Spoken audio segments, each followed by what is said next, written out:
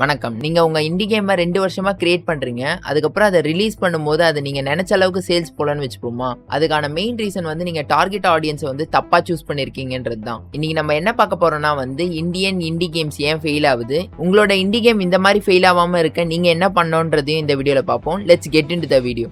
நம்ம ஊர்ல இருக்க முக்காவாசி டெவலப்பர்ஸ் என்ன நினைச்சுப்பாங்கன்னா அவங்களோட டார்கெட் ஆடியன்ஸ் வந்து இந்தியன்ஸ்னு சொல்லிட்டு, பட் அது டோட்டலா ராங். ஏன்னா இந்தியா வந்து ஒரு பிரீமியம் மார்க்கெட் கிடையாது. இந்தியால பாத்தீங்கன்னா வந்து மோஸ்டா வந்து மொபைல் கேம்ஸ் அதுக்கப்புறம் ஃப்ரீ டு பிளே கேம்ஸை தான் வந்து பீப்புள்ஸ்க்கு வந்து நிறைய தெரியும்.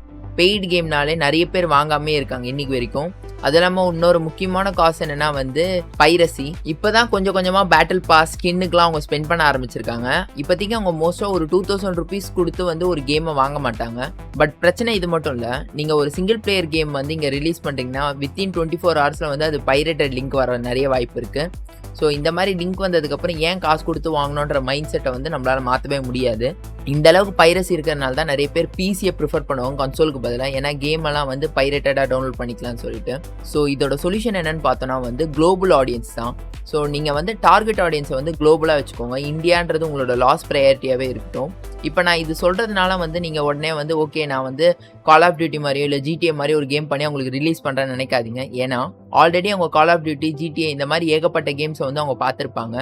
ஸோ இதை பார்த்தவங்களுக்கு வந்து எப்படியும் நீங்கள் பண்ணுறது வந்து மேக்ஸிமம் அதை விட 1% பெட்டராக இருக்கலாம். பட் அவங்க அதை பார்த்து போர் அடிச்சதுனால திருப்பி அதையே பார்க்கணும்னு எதுக்கு அவங்க விரும்ப போகிறாங்க? எப்படி வந்து ராஜி கேம் வந்து வெஸ்டர்னுக்கு வந்து இந்தியன் கல்ச்சரை கொண்டு போச்சோ அதே மாதிரி அவங்களுக்கு தெரியாத நிறைய கான்செப்ட்ஸ் நம்ம கிட்ட இருக்கும். அந்த கான்செப்டை வந்து குளோபலாக பண்ணுங்க.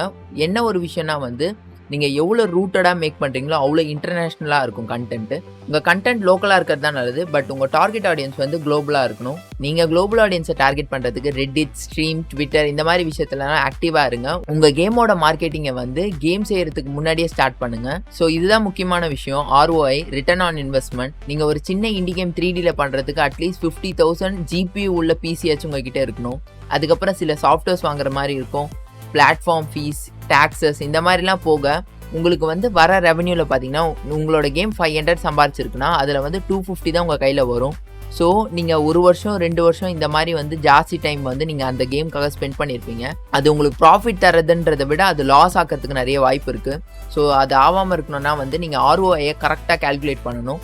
என்ன மாதிரி கேம்ஸ் பண்ணணும், எந்த மாதிரி கேம்ஸ்லாம் வந்து இப்போதைக்கு ட்ரெண்டாக இருக்குன்ற மாதிரி சின்ன சின்ன கேம்ஸாக பண்ணுங்கள். ஸோ கேம் ரெவன்யூவில் மட்டும் நீங்கள் நம்பினு இல்லாமல் நீங்கள் என்னென்ன பண்ணணும்னா கேம் பண்ணும்போதே வந்து அதில் இருக்க அசட்ஸை வந்து செல் பண்ணுங்கள். நீங்கள் உங்கள் கேமுக்காக பண்ணுற மாடல்ஸ், அனிமேஷன், சிஸ்டம்ஸ் எல்லாத்தையுமே வந்து யூனிட்டி அசட் ஸ்டோர், ஃபேப் மார்க்கெட் இதெல்லாம் அப்லோட் பண்ணி செல் பண்ணுங்கள். அது மட்டும் இல்லாமல் இந்த கேம் பண்ணுற நேரத்துலேயே வந்து ஃப்ரீலான்சராக இருங்க. இப்போ நீங்கள் ஒரு வேளை யூனிட்டி டெவலப் பண்ணால் யூனிட்டி டெவலப்பர் ஃப்ரீலான்ஸ்னு போடாதீங்க. அதில் எதனா ஸ்பெசிஃபிக்கான விஷயத்தை எடுத்து அதை வந்து நீங்கள் சர்வீஸாக ப்ரொவைட் பண்ணலாம். நீங்கள் டெவலப் பண்ணுறத vlog-ஆ எடுத்து யூடியூப்ல அப்லோட் பண்ணுங்க. ஸோ வந்து அது வந்து உங்களுக்கு கம்யூனிட்டி பில்ட் பண்ணும். ஸோ அவங்க தான் உங்களோட ஃபர்ஸ்ட் ஆடியன்ஸ். அவங்களுக்கு சாட்டிஸ்ஃபேக்டரியாக இருக்கிற மாதிரி பார்த்துக்கோங்க. நீங்கள் எந்த ப்ராஜெக்ட்லையுமே ஒரு 2 வருஷம் ஸ்பெண்ட் பண்ணுறதுக்கு முன்னாடி ஃபெயில் ஃபாஸ்ட். ஸோ உங்களோட ஐடியாவை சின்ன சின்ன டெமோவாக கிரியேட் பண்ணி அது வந்து கரெக்டாக இருக்கா இல்லையான்றதை வந்து டெஸ்ட் பண்ணிக்கோங்க.